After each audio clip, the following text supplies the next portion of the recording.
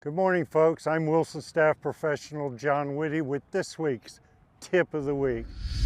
Today I'm going to speak about how to manage your expectations on the golf course and how to stay in your own lane and why that is so important.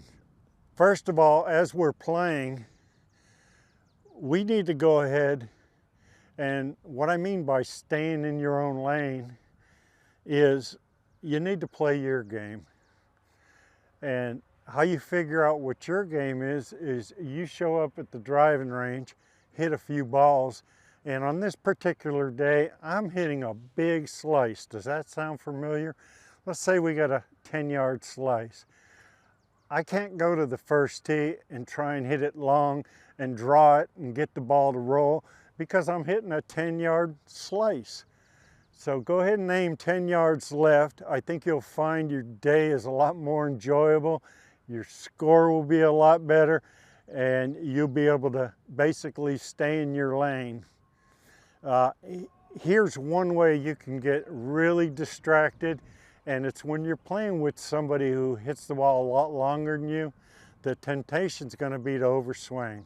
Overswinging is going to produce simply bad shots. And I'll give you the perfect example of this. I was playing in a tournament years ago, and I played with a guy that had some obvious swing flaws. He was coming on over the top, falling back. He was fading at about 15 yards. He hit every fairway, hit just about every green. But the one thing I noticed is he was taking it way out where he had the Jim Furyk loop. So I said, he's 2 under after 5. I'm 1 over. This guy's really putting it on me. Maybe I should try the big loop. Here's how to avoid that trap because it'll go from bad to worse. Are there any golfers here on the range? Cameraman, come on up here. Can I use you for a moment? Okay, I think he's about to pick on me. There you go. There's my 1 iron. So yeah. I always try to play like the pros, and I can't do that. Play like the pros. Try to, but I can't do that. Here's the last part of staying in your lane. Golf is a gentleman's game. There's a lot of etiquette involved. However, if you're playing competitive golf, there's a killer instinct involved. I want to beat you by 100 shots, period. I don't care. We're friends, makes no difference. Here's how you go about that in a professional way. All right, you're hitting your tee shot to that flag. Right. We're on a par 3 or any tee. I am out of the way. I am standing a couple steps in front of AJ, and I am looking right at the target.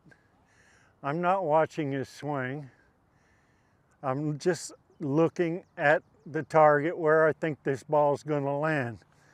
AJ, go ahead and strike your golf ball. Now by doing this, I have no idea if he hit a great shot, what kind of swing. That particular one was fantastic. About 220 with a little draw. I was courteous enough to see the shot, and I'll tell him, hey, good shot. If he rolls it or hits it in the trees, I basically say nothing. This is how I stay in my lane and stay focused. Thank you, AJ.